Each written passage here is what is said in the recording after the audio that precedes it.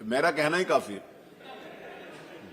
माननीय अध्यक्ष जी, आपने शिक्षा मित्रों के मानदेय बढ़ाने विषयक प्रश्न पर अनुपूरक करने की अनुमति दी, इसके लिए आपको आभार।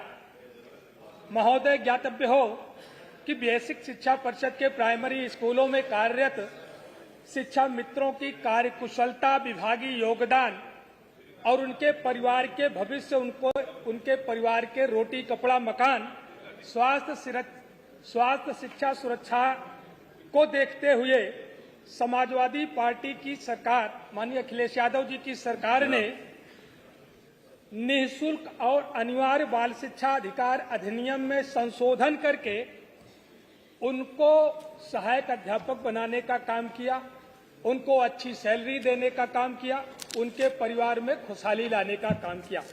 मान्यवर, जब मामला कोर्ट में चला गया, कोर्ट में भारतीय जनता पार्टी की सरकार 2017 में थी और उस समय अच्छी पैरवी ना होने के कारण कोर्ट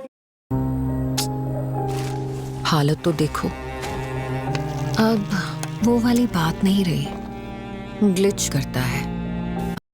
महोदय, तब से लगातार जो 10,000 के मानदेय पर शिक्षा मित्र अपना जीवन निर्वाह कर रहे हैं, परिवार की जीविका चला रहे हैं, किस हालात में होंगे, उनके बच्चों का क्या हो रहा होगा, उनके परिवार का क्या हो रहा होगा, सरकार ने उनकी चिंता करने का काम नहीं किया। मान्यवर, कोर्ट ने केवल उनका सहायक अध्यापकों के पदों पर जो समायोजन हुआ था उसको निरस्त करने का आदेश किया था, न कि उनका मानदेय बढ़ाने का कोई आदेश निरस्त किया था या उनको अन्य किसी मद में और दूसरे भत्तों के रूप में उनका मानदेय बढ़ाने पर कोई रोक लगाने का काम किया था। मान्यवर, ये नहीं कहा था कि उनको बंधुआ मजदूर बना करके उनको काम कराया जाए, 10,000 में उनको जीवन निर्वाह करने के लिए मजबूर किया जाए। मान्यवर, इसलिए ये प्रश्न बार बार विधानसभा में आया है।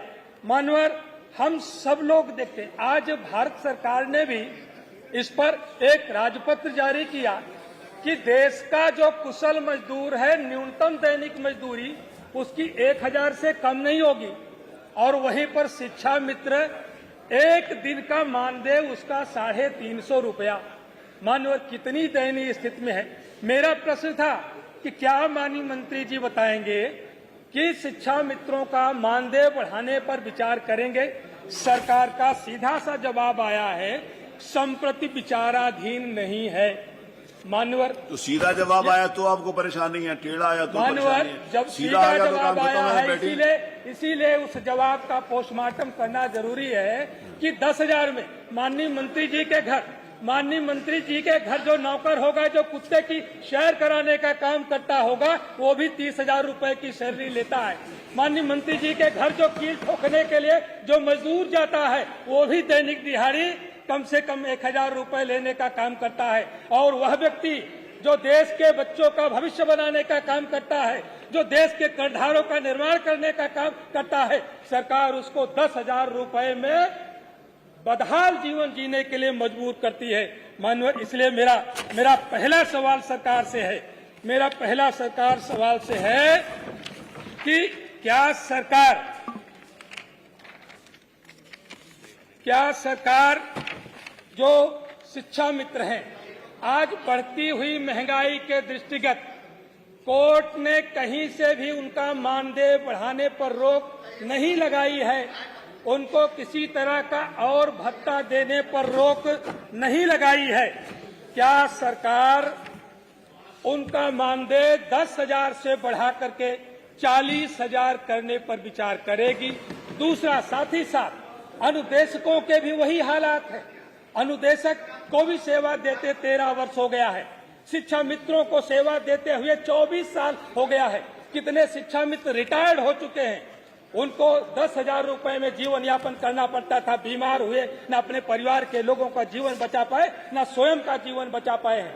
क्या अनुदेशकों का जो मानदेय आपने 9,000 रखा है, उनका 9,000 मानदेय बढ़ा करके 30,000 करने पर विचार करेंगे? आपने अभी भारत सरकार का जो एक कुशल मजदूर के लिए न्यूनतम दैनिक मजदूरी 1000 रुपए की है। वहीं पर प्राथमिक विद्यालयों में जो रसोइया का काम करती है वो किसी कुशल मजदूर से कम नहीं है।